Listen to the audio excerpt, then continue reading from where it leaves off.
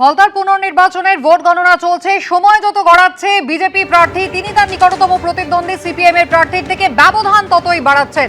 একাদশ রাউন্ডের শেষ বিজেপি প্রার্থী দেবাংশু পান্ডা ৭২,০৮২টি ভোট তিনি পেয়েছেন। বিজেপি প্রার্থী দেবাংশু পান্ডা ৭২,০৮২টি ভোট পেয়েছেন। দ্বিতীয় স্থানে রয়েছেন সিপিএম এর প্রার্থী শম্ভু কুর্মী, তিনি পেয়েছেন ২৭,১৯১ ভোট, অর্থাৎ ৭২,০৮২ ভোট বিজেপি প্রার্থী পেয়েছেন। দ্বিতীয় স্থানে থাকা সিপিএম এর প্রার্থী তিনি পেয়েছেন ২৭,০০০ ভোট, অর্থাৎ ব্যবধান কিন্তু প্রায় ৪৫,০০০-এর কাছাকাছি। কংগ্রেসের প্রার্থী তিনি পেয়েছেন ৬,৮৪৪টি ভোট। তৃতীয় স্থানে রয়েছেন কংগ্রেসের প্রার্থী আব্দুর রাজ্জাক মোল্লা এবং চতুর্থ স্থানে রয়েছেন সেই ফলতার পুষ্পা তৃণমূল কংগ্রেসের প্রার্থী জাহাঙ্গীর খান, যার প্রাপ্ত ভোট ৩,৮৭০। হিন্দল দেই আমাদের প্রতিনিধি রয়েছেন আমাদের সঙ্গে। হিন্দল, অর্থাৎ ইতিমধ্যেই কিন্তু একাদশতম রাউন্ডের গণনা শেষ, ১২ রাউন্ডের গণনা শেষ হয়েছে বলে জানা যাচ্ছে। কি আপডেট তোমার কাছে রয়েছে হিন্দল? একেবারেই কুসুমিতা, তুমি যে একাদশতম যে রাউন্ড, সেই রাউন্ডের শেষে যে ফলাফল সেটা স্পষ্ট করলে দর্শকদের কাছে।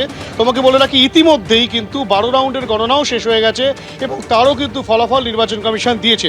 তোমাকে বলে রাখি, ১২ রাউন্ডের গণনার শেষে নির্বাচন কমিশন যেটা জানাচ্ছে, ফলতায় বিজেপি প্রার্থী দেবাংশু পান্ডা তিনি পেয়েছেন ৮০,৩৯৮টি ভোট এবং তার পাশাপাশি সিপিএমের যিনি রয়েছেন তিনি পেয়েছেন ২৭,৫৪৫টি ভোট এবং জাহাঙ্গীর খান তিনি পেয়েছেন ৪৪৬টি ভোট। অর্থাৎ তোমাকে বলে রাখি, এই যে ভোটের নিরিখে কিন্তু নিকটতম প্রতিদ্বন্দ্বীর থেকে যিনি বিজেপি প্রার্থী তিনি কিন্তু ৫২,৮৫৩টি ভোটে এগিয়ে রয়েছেন।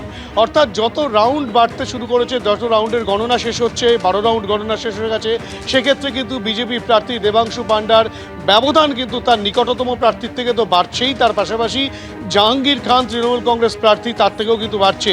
এবং যেখানে এই ফলতা বিধানসভায় ভোটাররা সঠিকভাবে দিতে পারেন না বলে বারংবার বহু ভোটার বহু অভিযোগ করেছিলেন, সেই ভোট পর্ব ২১ তারিখ হয়েছে এবং সেখানে কিন্তু সেই নির্বাচনের ফলাফল আজ ঘোষণা হচ্ছে। এখনও পর্যন্ত কাউন্টিং চলছে। ১২ রাউন্ড কাউন্টিংয়ের শেষে বিজেপি প্রার্থী ৮০,৩৯৮টি ভোট পেয়েছেন এবং বিপুল সংখ্যক ব্যবধানে তিনি এগিয়ে রয়েছেন, তেমন চিত্রই কিন্তু উঠে আসছে।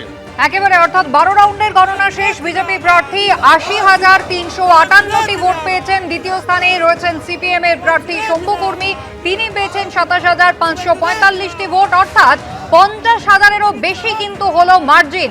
বিজেপি প্রার্থী তিনি প্রায় ৫৩,০০০-এর কাছাকাছি ভোটে এগিয়ে রয়েছেন তার নিকটতম প্রতিদ্বন্দ্বী সিপিএম এর প্রার্থীর থেকে।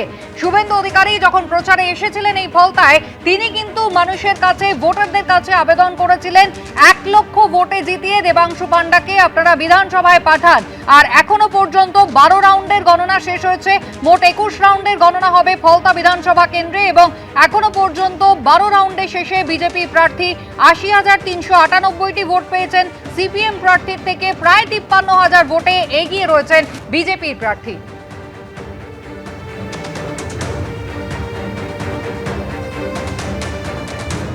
তৃণমূল পার্টিটা আগামী দিনে থাকবে না এই ইঙ্গিতই বহন করছে।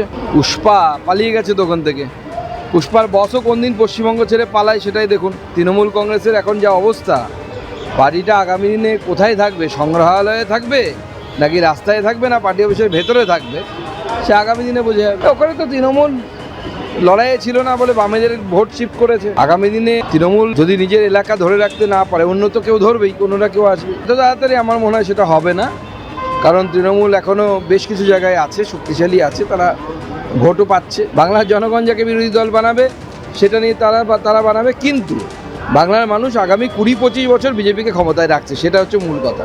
এখন তৃণমূল কংগ্রেসকে জাহাঙ্গীর বলুন, ঔরঙ্গজেব বলুন, বাবর বলুন, হুমায়ুন বলুন, আকবর বলুন, কেউ বাঁচাতে পারবে না। এবিপি আনন্দ, এগিয়ে থাকে, এগিয়ে রাখে।